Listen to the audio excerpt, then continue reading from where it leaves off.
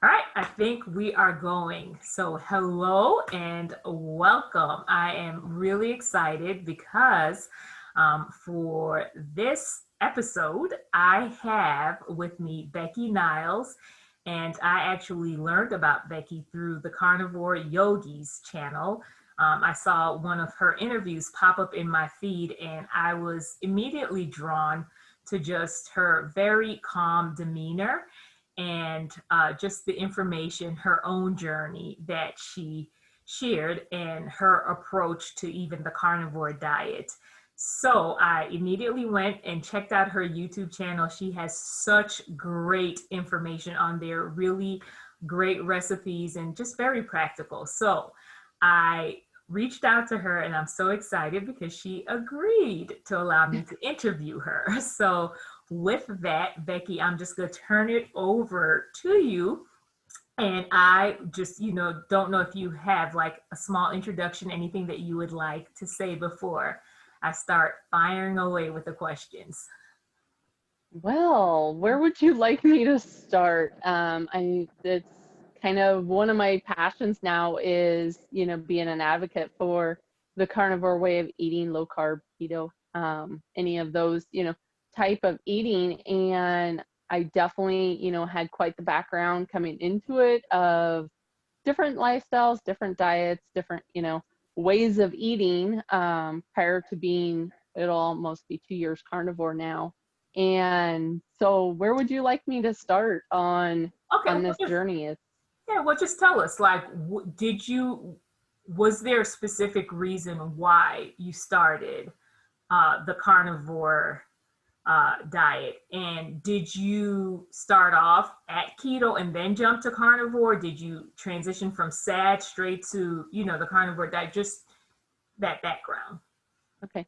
So I was keto prior to going carnivore. I was keto for 2.5 years, but to backtrack even further, I ended up and I have 4 kids, a stepson. I have 3 biological children. I ended up and 10 years ago, yeah, well, 10 years, sorry. I have to do the math in my head there. 10 years ago, at the age of 29, I ended up having to have a hysterectomy. Prior to that, I kind of ended up and was doing like, for instance, Weight Watchers. We had it in our local community. And so I did it for a while. So the weight has kind of been an issue since I had my first child. I was a young mom. I was 21 when I ended up and got pregnant with her, had her. And I did the whole, I'm going to eat for two. My baby needs this nutrition. So then I ended up and never really lost the weight after her and got back to, my pre-pregnancy weight. And then I ended up 3 years later, got pregnant with my son. And then 3 years after that, I had my little girl.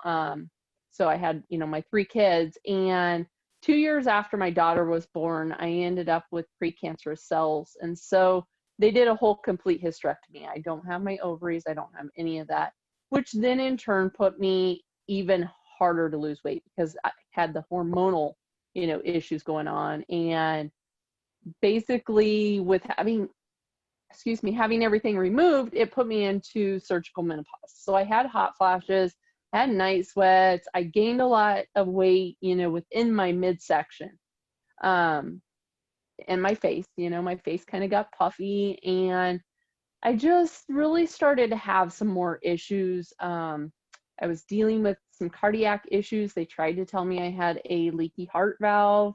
We did echoes, we did EKGs, we did heart monitors.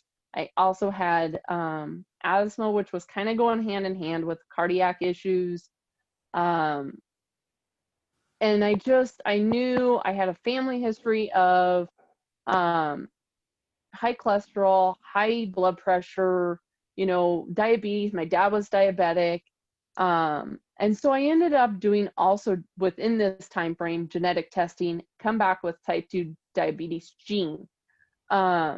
I knew as things were kind of going and I was starting to deal with a lot of these issues that, it was very emotional also. dealing with the hormonal side. I never did hormone therapy. So it was strictly, all diet, lifestyle, everything. Um, and I do daycare for a living. So I chase kids all day. I run, I play with them. I'm on the floor. I'm up and down. I'm a pretty active. I'm not very sedative, by any means. But yet I was still having these issues. And so, like I said, that's when I ended up and got to looking further, got to be more proactive about my lifestyle and what could benefit me. And so I looked into the keto, did keto really great for a year and a half, really nice, clean keto, whole foods keto, ended up, and I did the higher fat, obviously, higher fat, moderate protein. My carbs were under 20.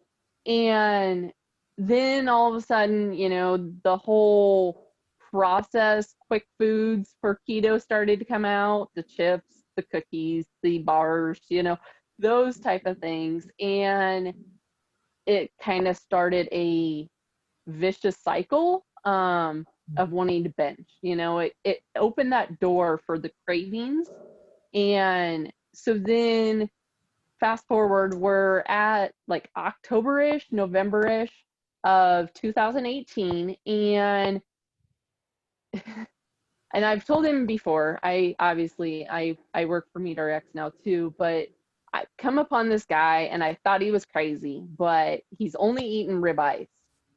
And being a Nebraska girl, I thought, I can do this. I'm in beef country. I can do this. And so I kind of got to looking into it more and found out, what carnivore lifestyle was, and decided to start, slowly as I had jumped back, from keto. I was only doing like 5 because, like I said, I was having the cravings and I thought I've got to do clean. I was only having like 5 different vegetables of the keto vegetables and thought it's only a handful. I can pull them out. And so I started to slowly wean off of them and did keto through the holidays of Thanksgiving and Christmas, jumped both feet in with Sean in World Carnivore Month. And so then, I've been carnivore since. Not saying that in the first few months I didn't have some of those slips as I was transitioning, but I kept the higher fat when I went carnivore. I did a lot of dairy. I did a lot of cheese. I kind of went that route, but I also did the ribeyes, the chuck eyes, the briskets, the pork butts, those type of fattier cuts of meat. So I not only did high fat, high protein, but I was also keeping the dairy fats in there with like cream in my coffee and things like that. So that's kind of how my carnivore began, as the high fat. Now there's things I did along the carnivore journey that I figured out and have kind of tweaked. I'm always a tracker. Not everyone has to track with carnivore, but I am a tracker. I reference myself as a data nerd. So I track my macros, I track my food because it provides me that tool. It's not a stress factor. So that's kind of how I come upon carnivore. Okay, so I'm curious, why the high fat approach? Because with having that hysterectomy and not doing hormone therapy, I noticed when I did higher fat, I didn't have the hot flashes. I didn't have the night sweats. All of my, racing heart and all of that went away with keeping a higher fat approach. I slept better, I slept deeper, and so I kept that high fat, like I said, from keto into carnivore. And I noticed that when I started to do, more of like sirloin or leaner meats, I didn't sleep as well. And so I knew the fat was definitely a factor that I wanted to keep in there. It's also my energy. It's provided you'll hear people reference brain fog or mental clarity, and I knew I focused a lot better. I didn't need, 20 sticky notes on my counter to remember something. I was able to focus and get things done and just stay on task as to what I was doing, where I never really had that if I pulled the fat out. Like I said, I've done experiments where I have tried to pull that out, and it doesn't work for me. Okay, so I'm curious to know when you transition from like the higher fat keto to a high fat carnivore diet, was there a difference for you? And I'm speaking more from when you were doing like a whole foods keto and not like the junk, right? Do you feel like there was a difference? So the difference that I noticed was almost, you think of it as too good to be true, because even though I was just having, 20 grams of carbs, when I transitioned to carnivore, a lot of the issues that I was experiencing started to go away, and I'm like, this is too good to be true. This can't be just because I've pulled the vegetables, I've pulled those, now I realize that they're anti-nutrients and inflammatory for me as I pulled them out. Now, I was pretty reluctant to pull out my dairy. I really hung on to my dairy for the longest time, and I'll still allow it now on occasion, but when I started to notice, that I was on 7 different medications, from thyroid medication to a statin to, for my heart to, I say I have to reference my list, but there was 7 different prescriptions that I was on, from inhalers to heart medication to thyroid medication, and I no longer take any of the 7. I got released from the cardiologist. I got released from my pulmonologist. Um, I now, I just went back for a follow up with my OBGYN since having my hysterectomy. She said, I really don't need to see you. You don't have to have your yearly exam because you don't really have anything there to check. And you've been, this many years with no cancerous cells of any kind. And so she's like, I really don't need to see you, unless you end up and have issues or have something you want to talk about. So yeah, I don't, other than having a good relationship with my doctor, my local doctor, I don't even go to see a doctor unless I have something, really an issue. So yeah, it's been pretty remarkable journey in just 2 years Wow. that everything I was dealing with, I'm no longer dealing with and not taking medication. Wow. Very, very. That's I why mean, I said it's almost too good to be true, but that's why I'm such a passionate advocate for the lifestyle, and why I also keep the higher fat side, and why because I really think that did have a lot of benefit to why I see, have seen the success I have. okay, so I'm curious, and I know that there may be people like me when I first heard this higher fat. It's like, well, what does that mean? Just from a practical standpoint, like higher fat, And as I was saying, we had a chance to talk before I hit record. And my first year, I was just like, I'm just gonna eat meat. I didn't think too much about like, the ratios and all that. And now I'm paying more attention to that. So can you just give just a very simplistic breakdown of what higher fat carnivore looks like? So for me, I'm at least at a minimum, I keep my fat to protein at least 80%. So it's 80% fat to 20% protein. That is about my minimum that I will go to. So typically, if anyone follows me on Instagram, I am well over that. I'm anywhere upwards of like 90-10 actually. I still get a sufficient amount of protein to keep the muscles, functioning and everything per my body weight. But yet, so for me and my lifestyle, my activity level, my, height, weight, all of those factors, I'm typically getting anywhere between about, okay, let me take about 5 steps back. I I am now at the point where I'm healed, I'm off medications, my metabolism is functioning better. I am now doing experiments. So if someone does pull up my Instagram, you see the experiments for like the last 3 weeks, I'm experimenting. So it's not my typical. My baseline that I try to keep is anywhere between about 55 grams of protein to about maybe 70, 80 grams of protein is about my upper limit of protein. Now that's by protein grams, not by weight grams. I said that one day and someone's like, you only eat 80. No. So that's protein grams, macros. And then my fat is at least 200. Right now, I'm typically hitting 300 grams of fat and more. Like I said, I'm experimenting.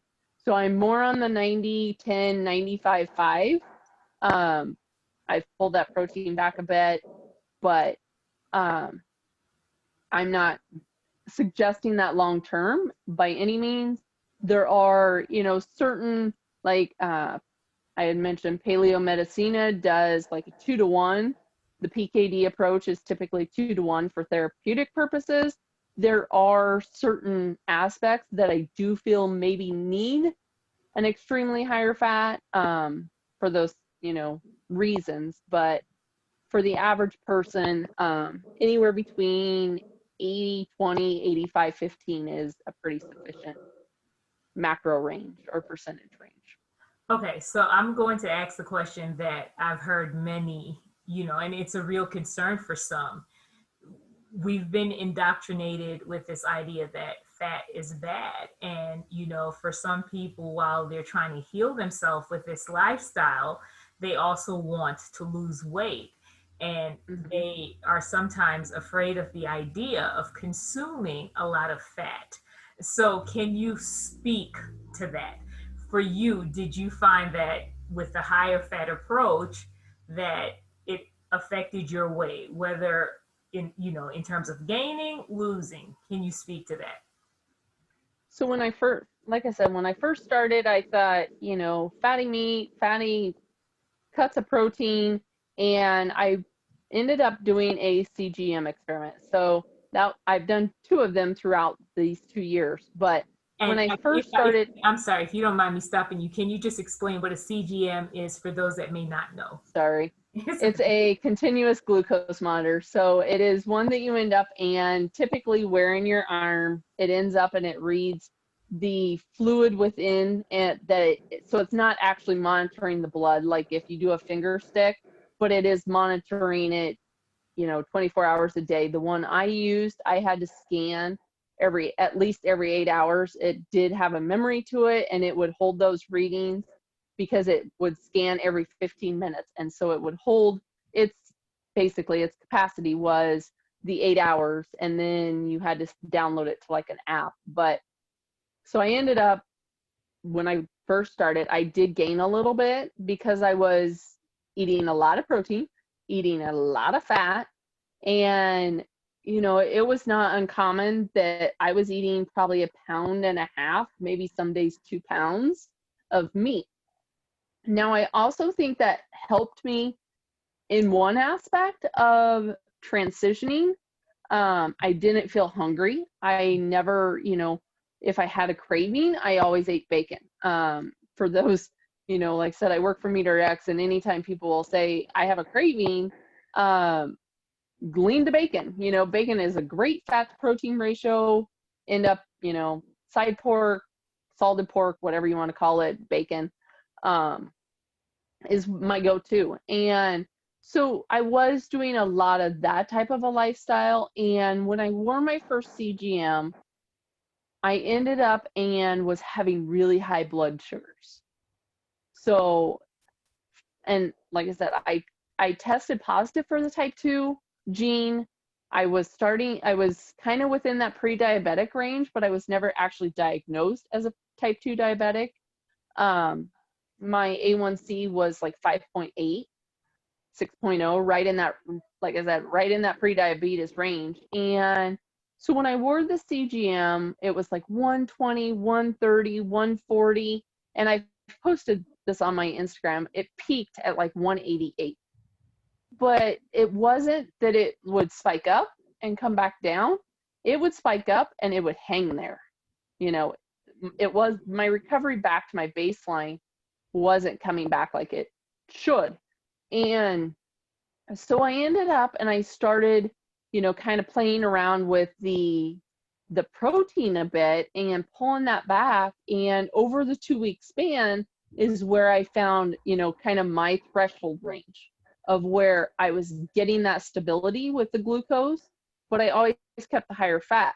So, at that time I was doing the dairy fats, the sour cream, cream cheese, because mind you, I come from the keto background. So I did the fat bombs. I did, all of those type of things also that had cream cheese mixed in, although keto, you had, fruit or whatever else. And so I kept the high fat and I just kind of rode that wave of my protein threshold and really got my blood sugar under control and got that stability to where I was, mid 70s, maybe 80s for most of the time.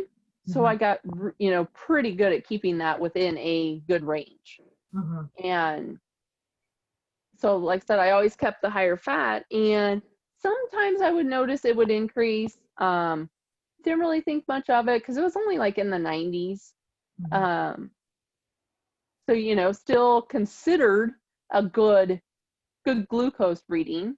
And then, like I said, as I track and as I, go through and I can actually see that's for me the benefit in tracking is, okay, what did I eat?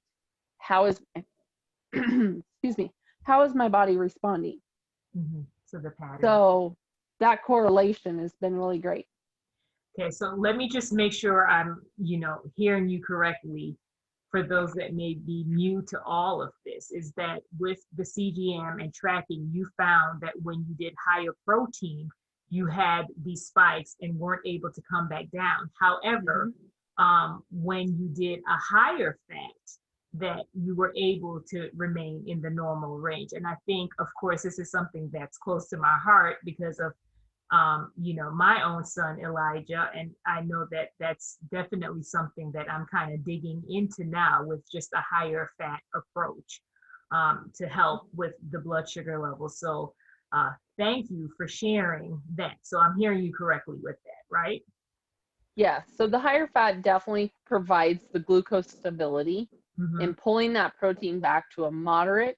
But like I said, you definitely want to make sure you're getting, sufficient protein because that's also important for our body. But for me, and that's my second CGM experiment that I did, was on the different types of fat and how it impacted the glucose. So my first one, I ended up and found my protein threshold. I pulled that protein back until I started to see the stability. I also end up and now use finger sticks, and I can see how it kind of goes day to day. Granted, you don't get the 24-hour span, but I was still getting, consistent numbers. I would do preprandial, postprandial. I would do, fasting. You would think my fingers were little pin cushions because I would test so much. And so then just actually about a couple of weeks ago, I did my second go round with a CGM, my second 14 days, and we tested different fats and how my body responded. So there is, in my opinion, a kind of a best, better, and good on the fat profile. But when we because when I did beef fat, my glucose was really good. It actually, when I consumed the beef fat, it honestly drove my glucose down. So when I would end up and test, I'd have my fasting. When I ate, my glucose would go down, my ketones would go up, which is typical. You would expect that out of fat. And so that's kind of how, the beef fat did. And then when I did pork fat, I did notice a little bit of increase. And I've heard people say they do have inflammation with pork fat. Now, by pork fat, I'm not talking pork belly or, the fatty cuts of pork. I'm talking actually like pork fat, pork back fat, pork leaf fat, those type of actual fats. And I know we'll probably get into that later about the different types, but the pork fat raised the glucose a little bit, but yet still had control, still had the stability. It wasn't spiking. It wasn't, but it was maybe 5-10 points higher than the beef fat. Dairy, on the other hand, raised it even more. So, and I had pulled dairy out about 6 months ago, maybe, and only let it in moderation, because I did notice certain things, such as like my fingers, for instance, were a little puffy. I had a little bit of rosacea going, that, little bloating still in the belly. And when I pulled that dairy out, those things disappeared. And so that's why I'm able to do it in moderation occasionally. But if I start having it too consistent, I'll start noticing, some of those issues coming back. That's always such a hard one to hear, because we all love dairy, right? But I can definitely testify to what you're saying in terms of how we responded. I feel like I can handle it in moderation. The only problem is once I open the door, it's just like, oh, I just want to keep on eating it, So totally can understand. Now, that's a very interesting experiment that you did in terms of like just the different fats and how your body responded to it. And I think that's such an important thing for people to consider, because again, you hear high fat and you don't really know where to start, but to hear, hey, there is a certain fat that's, at the top, if you will. And I do know that you have very much a great love for tallow, So do you want to just kind of, actually, before I jump ahead of myself, I do want to get back to what you were saying with the weight thing, because especially for us women, I think that can be such a big thing. And I don't want anyone to be discouraged from trying out the high fat approach because of the fear of gaining weight. So you said when you started off, because you were consuming a lot of protein and a lot of fat, that you did gain weight. But what did you notice as you pulled back on the protein?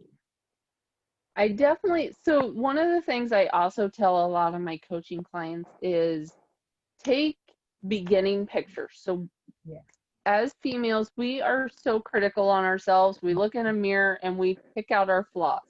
We don't end up and, focus on the overall picture, because we see ourselves on a daily basis. And so the little box that we tend to have on our bathroom floor, it likes to lie to us. It's a liar.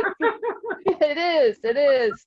And we can't rely on that as our motivational factor. And so we need to take pictures. We need to take measurements. I always end up and say, take them, at the beginning of the month, and start putting those, as you're progressing, side by side.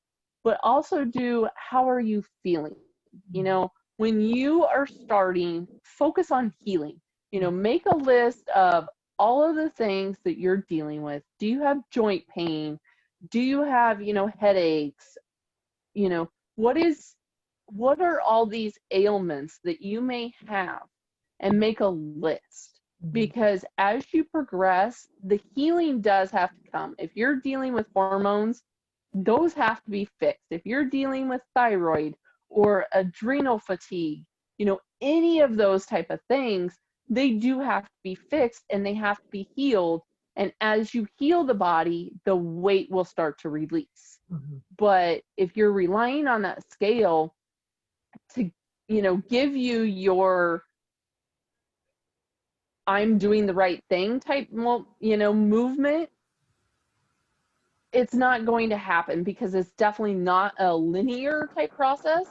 It will kind of raise, 1 month you may gain a couple pounds, the next month you might lose 5, it doesn't always happen. And so I am one that I have focused on everything. And as I healed, as I kept the high fat, the body comp started changing. I started to feel better and the body comp changed. The scale didn't, he liked to lie to me. And so he would say, I was still weighing the same, but yet I'm a pant size smaller, Yeah. you know?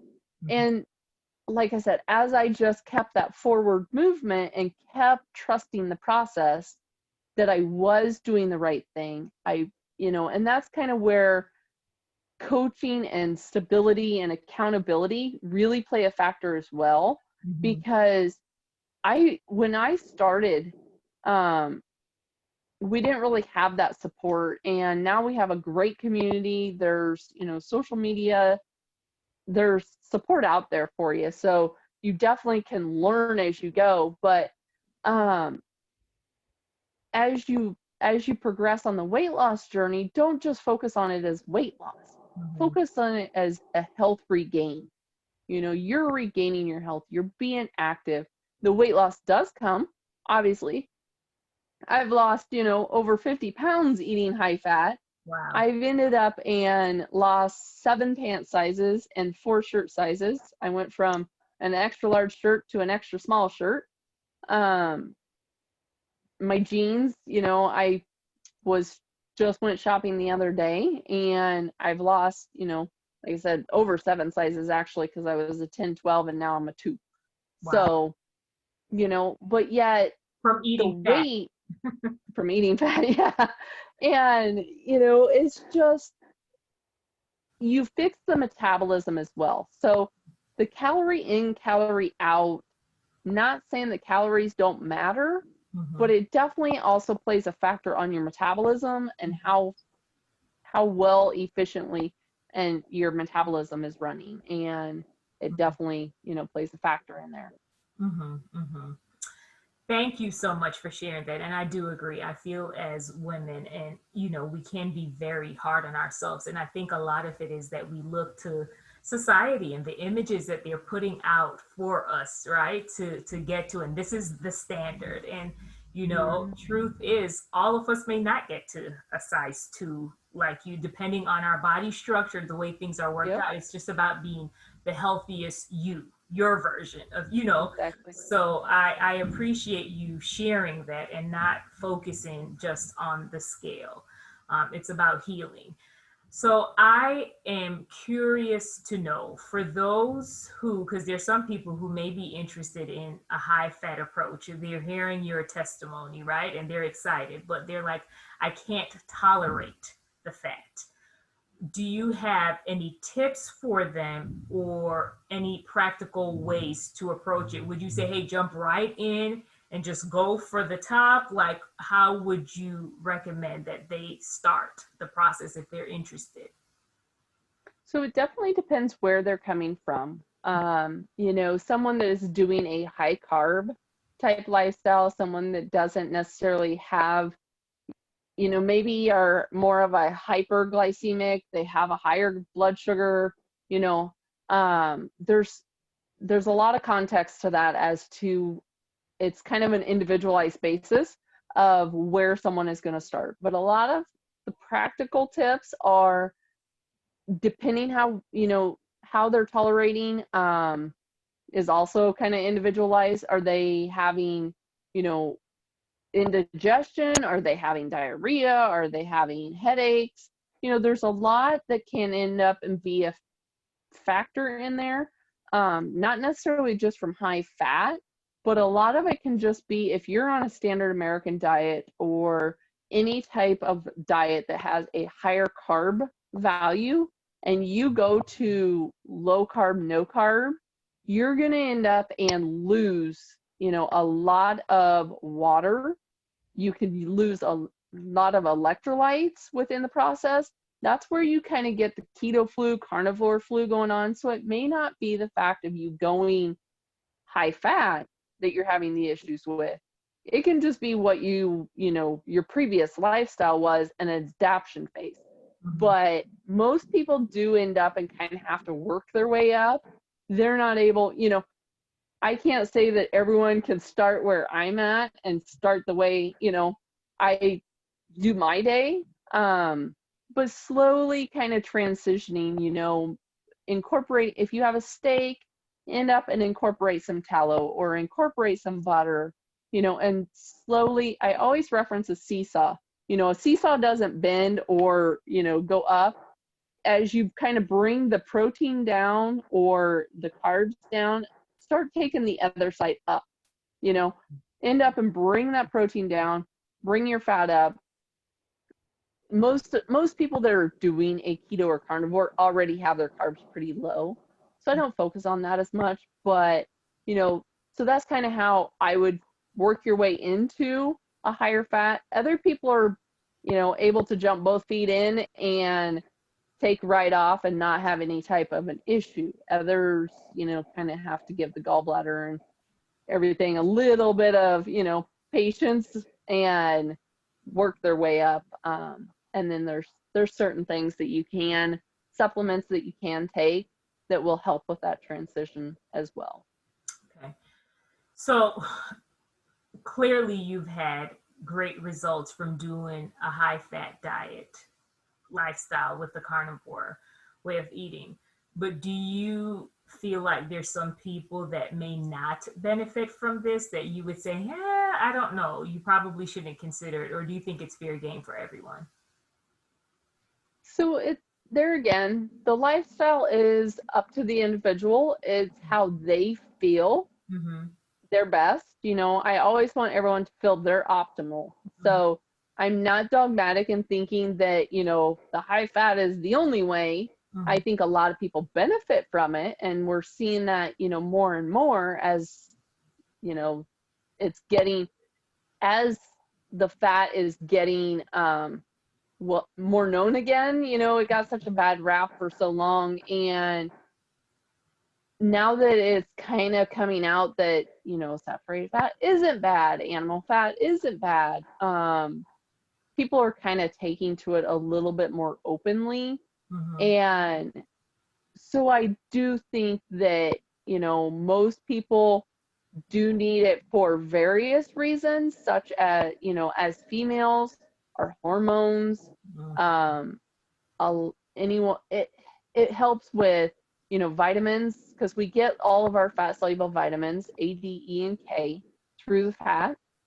A lot of people are vitamin D deficient, not saying that you don't need to get out in the sunshine. That is one of the aspects that I work on with coaching too. But it helps our body to absorb those vitamins as well. So it really helps it to get into the cells. Our brains also end up and function really well. So people that deal with, anxiety, depression, those type of things really end up in benefit, which is also kind of where the therapeutic ketosis come in, was with like schizophrenia,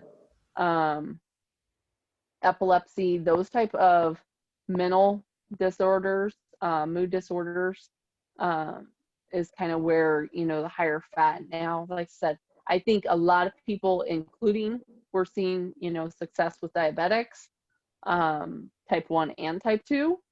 So I definitely think it is an avenue that people should keep their minds open to as to being beneficial to them. Okay. So you said a lot. Wow, with what you just shared.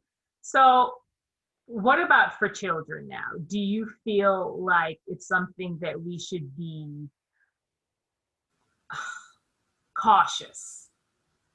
Because you hear the doctor say, oh, they need carbs to grow, and it's good to kind of taper down on the fat. Do you feel like there should be a different approach with children?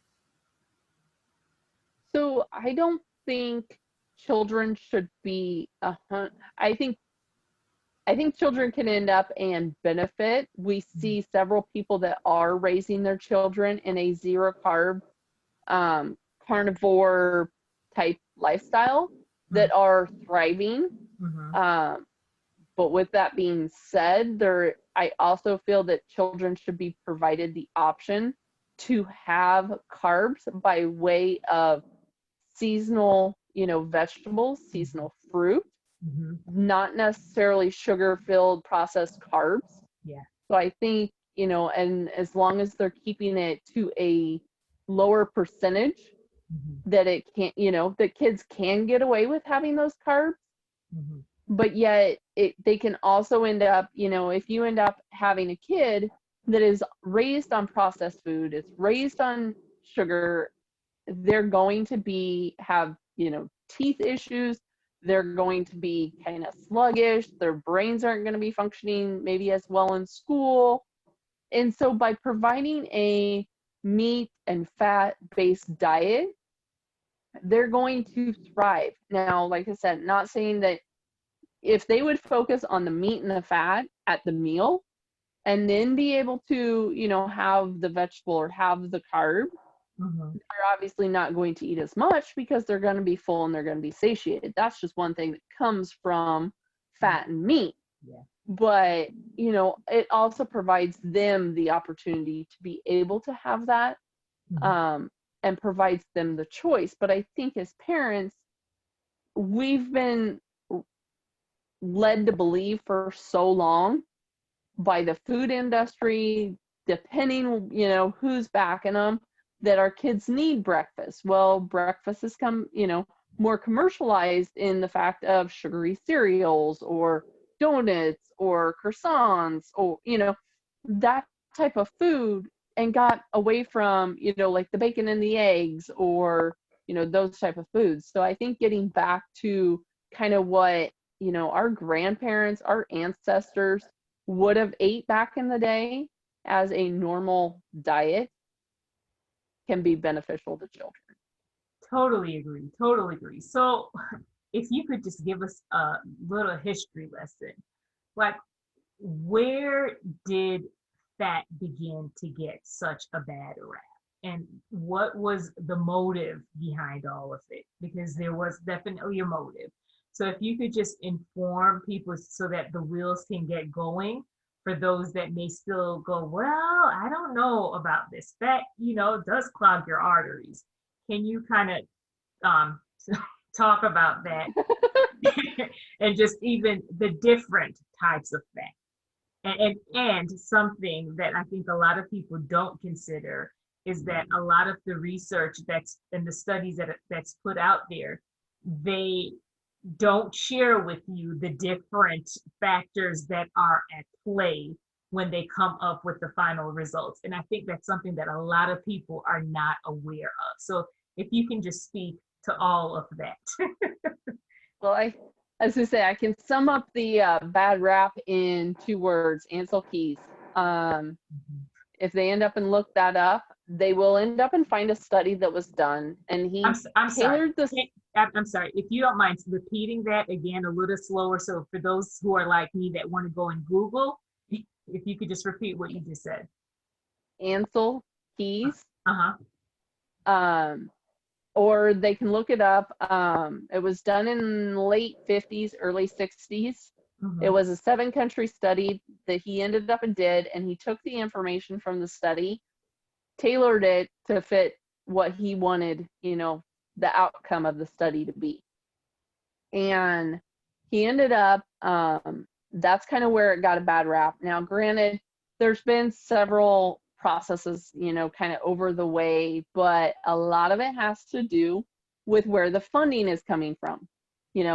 Who's supporting these studies, who's supporting all of these type of, funding. And that's where it all kind of started to go wrong, and they kind of wanted to make sugar have the better name. And you started to see like the cereal companies come out, the Coca-Cola companies come out, and if you really deep dive into it, a lot of those type of companies are supporting a lot of the studies that were saying saturated fats are bad. And then you ended up and had the whole man-made vegetable oils, hydrogenated oils coming out, industrialized oils, and those are good for you and you need to use these. And it's just, and so then that's when our even my own grandparents were using like butter and lard, and things like Crisco started to come out, later on. And it's just, things started to take a turn because of how the study was done, how things progressed, and who was funding them. So the whole funding aspect is where things kind of took the bad turn and got the bad rap. Does fat cause heart attacks? That is a loaded question for sure, because fat, not necessarily. It is when someone has high blood sugar, when they're consuming a lot of carbs, they have that inflammation in their system. And so they have all of that going on, and then they're doing high fat, or they're doing, the wrong type of fat. They're doing, the canola oil, the corn oil, those oils, versus reducing that blood sugar, reducing that inflammation in the body, and doing the animal source fats. Now, there's many of them, I get that all the time. Well, what if I can't just eat beef to it?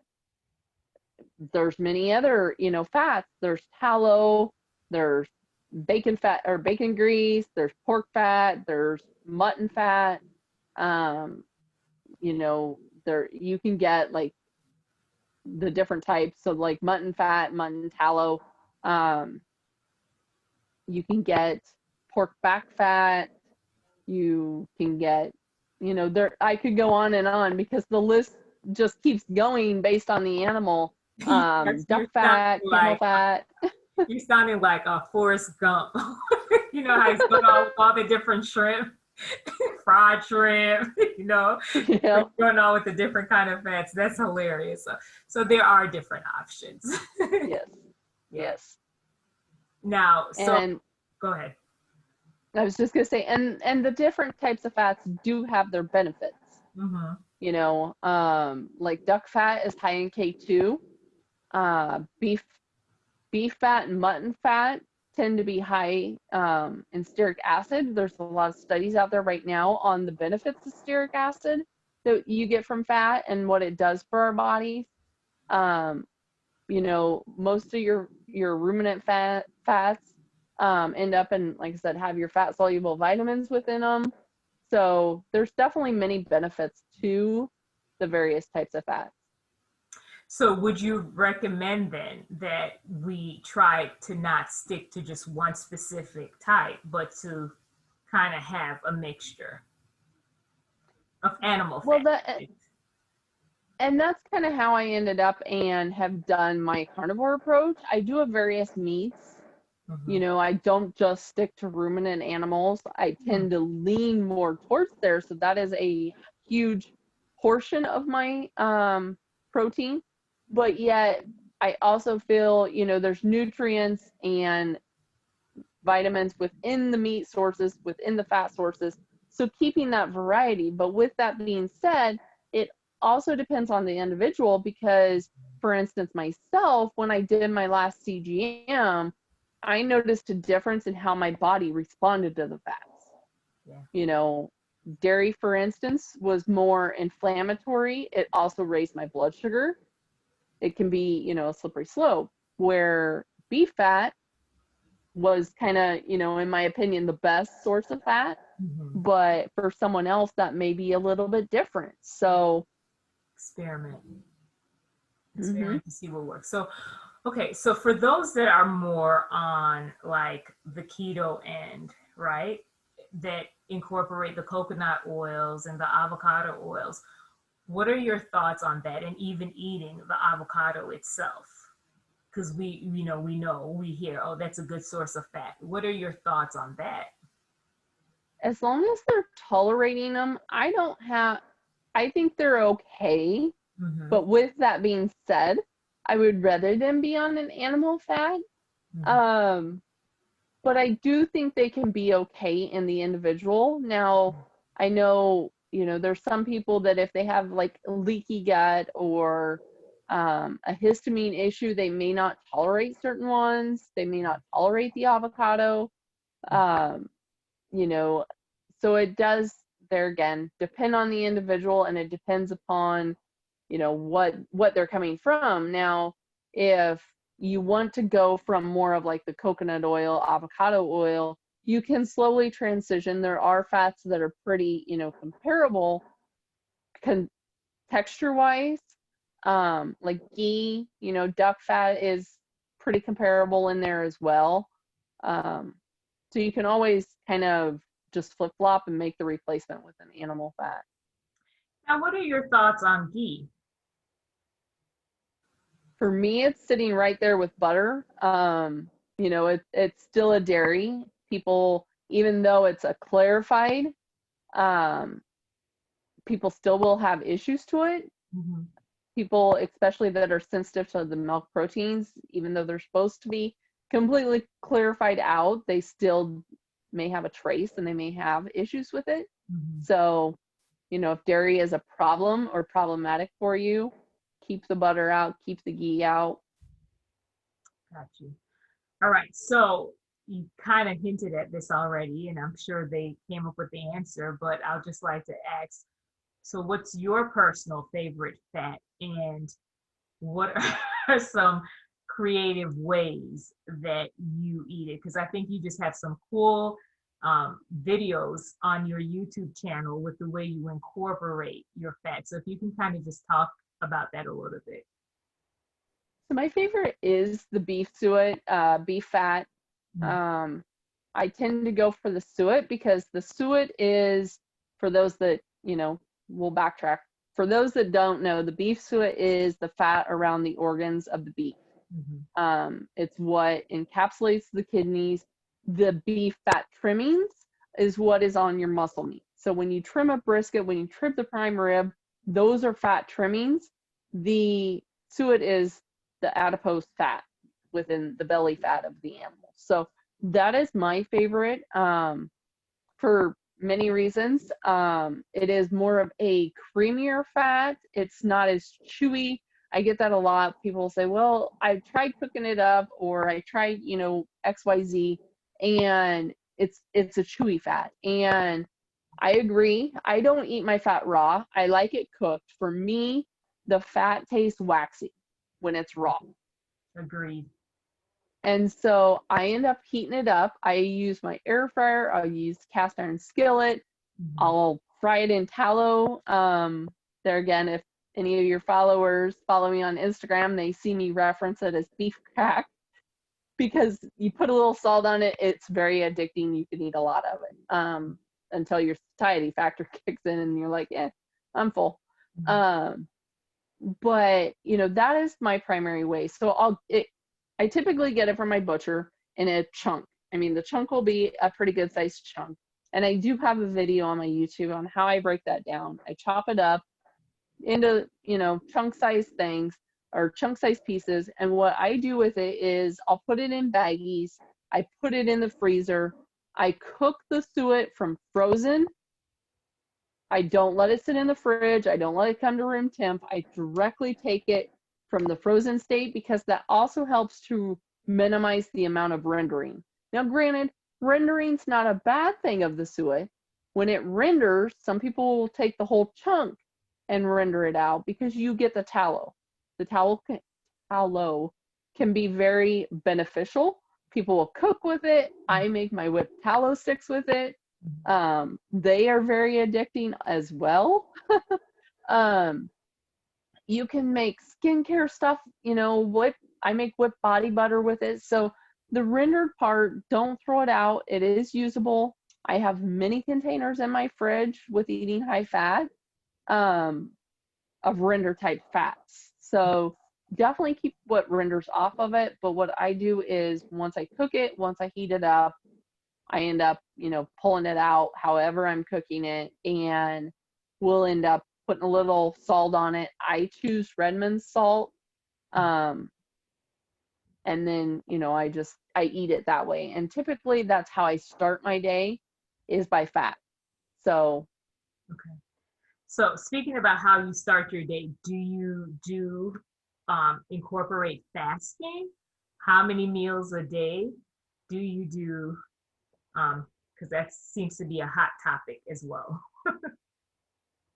Yeah. So I don't do any traditional type fasting. It depends kind of what influencers you listen to, who you go by on the whole fasting. Does fat break your fast? Does fat, some people will say it does, other people will say no, you can have fat and it doesn't break a fast. So it depends who you listen to on the fasting aspect. Now, like I said, I start my day usually within a couple hours, 3 hours at the most of getting up. I have beef suet. I have my beef crack. So it's, I take the take the suet, I put it in hot tallow, I fry it up until it gets warm, put salt on it. That's my first meal. Usually 3, 4 hours, depending how my day goes. I will have my second meal, which is a protein source and then also some more added fat. So pretty much within the first like 6 hours of my day, I am getting majority of my fat. And then, I'm fueling my day with that added fat. And then my last meal is usually a fatty protein source. Now, if it's something like ground beef, mincemeat, depending what part of the world you're in, I will add a little bit of fat to it. So that's where, the tallow will come in. You can put, spoon some tallow in there. When I chunk up my suet, I save all the little shavings too. I scoop them into a bowl, and then I'll put even a couple tablespoons of those suet shavings on top of that ground beef. The ground beef heats it up enough that it takes that waxiness out, but it still provides you the nice fat factor to it. So that's kind of how, I structure my day and my meals. So between my protein meals, there's maybe 16 hours, but mind you, I have that first meal when I get up that is a, pretty fat dominant meal. So, and I do stop eating typically 3 hours before I go to bed. Awesome. So, two questions. First one is everyone in your household on, do they go according to the carnivore lifestyle or even low carb? If not, how do you manage it? Because that seems to be another, thing that's hard to navigate for a lot of people if they're the only one in their house that's eating this way. So I'm not, and I'm not, they're not, and they haven't been, and I have not forced it upon them, although, they can't deny my results or my benefits that, I've seen come along with the lifestyle. But I also, like I said, I don't force it on them. I let them make the choice. Now, granted, if I make a meal, it is very protein and fat, based. Yeah. There are nights where, one of the easiest carnivore meals is breakfast or supper. I'll make, a big pan of scrambled eggs and a pan of bacon and some sausage. We have a pig processed every year. Well, we have 3 animals processed generally every year that are local. And so I have ground pork. I'll just make up some sausage. And so, we'll end up and have that, or we'll have a steak night or, something like that. And so there are times where, yes, their meals will be 100% carnivore, but I also have a teenager, 2 college kids and a teenager that are able to drive themselves. They end up and, prior to me going carnivore, prior to me going keto, sadly, we did the best we could or the best we thought at the time. I was one of those parents that I ended up and, did feed my children processed food. They also end up and eat at school, so they're getting school food. But I definitely try to keep clean meals, keep whole meals, not live out of a box, actually make the food versus, I always say my children will say we don't have food in the house, and I say we have all the food in the house. You just got to end up and use the ingredients that we have. We have the ingredients. They just can't go to the cupboard and open a box. Now With that being said, we do have it in the house because I have daycare kids. And so, unfortunately, we have guidelines we have to meet to feed children based on what we're told to feed. Yeah, yeah. No, I totally get that. For the younger ones, they don't have much of a choice, but I have a teenager that is working and she knows how to drive. And, let's just say that when she's here, she'll eat what we have, but she has some Yep. interesting taste buds. We'll leave it at that. And certain things I would prefer Yeah. that she not eat, but it's just like, okay, we'll leave that alone, because my husband Yep. has had to tell me on multiple occasions, calm down, just calm down. And Yep. you got to know which battles, right? Um, Yep. to fight. So the next question is, do you ever, 2 years in, right, of doing carnivore, do you ever get any cravings or do you ever get tempted or do you feel like doing this high fat way of eating has really helped you to keep the cravings at bay? So the cravings, if they do come, it's more, I've really worked on the mindset factor. So a lot of the cravings for sweets or, whatever food we used to have, Mm-hmm. we end up and we have the memory of that food. And now being 2 years in, it doesn't taste the same. So you work on the mindset factor of the memory. And I get it. A lot of our social situations are all based on food. We have birthdays, we have holidays, we have, social gatherings. Did have social gatherings.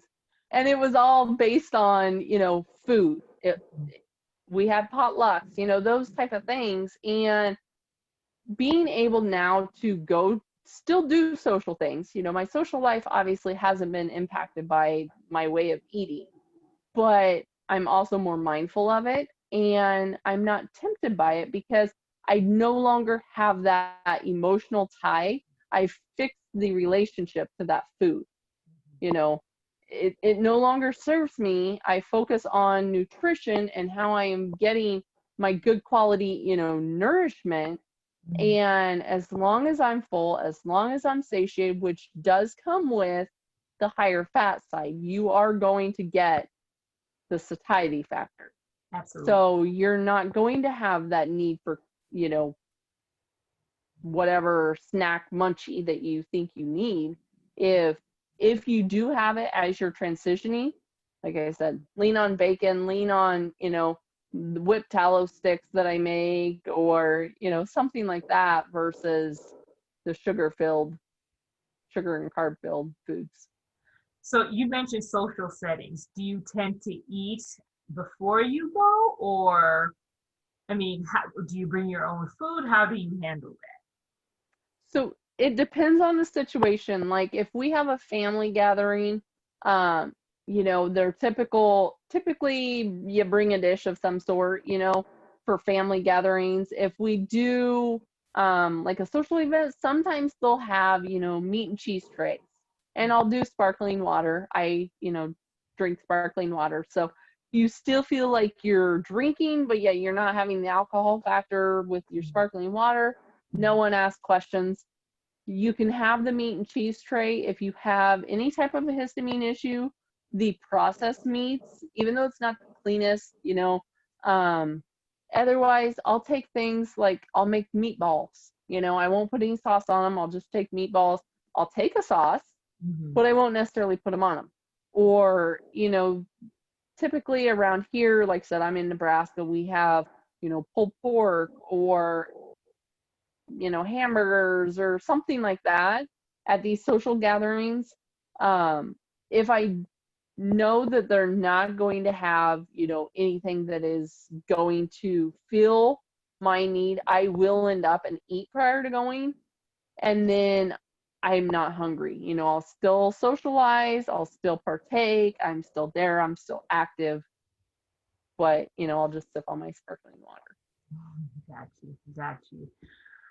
Well, wow. I feel like you gave us such a wealth of information. And I think it's not just the information, it's just your own personal story. And obviously your results, right, speaks louder than any other information that people can give. I think it's one thing saying, "Oh, I know this works," but when people can clearly look at you and say, "Hey, yeah, there, I can see it works," totally makes a difference. So I am so appreciative of you taking this time to share with us. And I don't know if there's anything else that you would like to add to the fat discussion. And if there is, you can take the time to do so now. And, if there's any way that people can keep in touch with you, if they want to find out more, if you can speak to that as well, that would be awesome. Yeah, so I could go on forever and ever about the high fat lifestyle. I am very passionate and very advocate for it. But as far as finding me, I am out there on about every platform anymore. I'm on YouTube under my name, Becky Niles, so you can find my YouTube there. I also am on Instagram as Becky Niles Carnivore and EO, because I used to do a lot with essential oils, so I kept the EO on there. But like I said, it's Becky Niles Carnivore and EO. I also do online coaching through MeetRx, so you can find me on meetrx.com All right. and Facebook. So All right. Awesome. Well, thank you for that. And you mentioned essential oils. That will have to be another discussion. yep, I've been in that longer than I've been carnivore. So Yeah. yep, it was a passion of mine for about 8 years now. Oh, wow. Wow. Wow.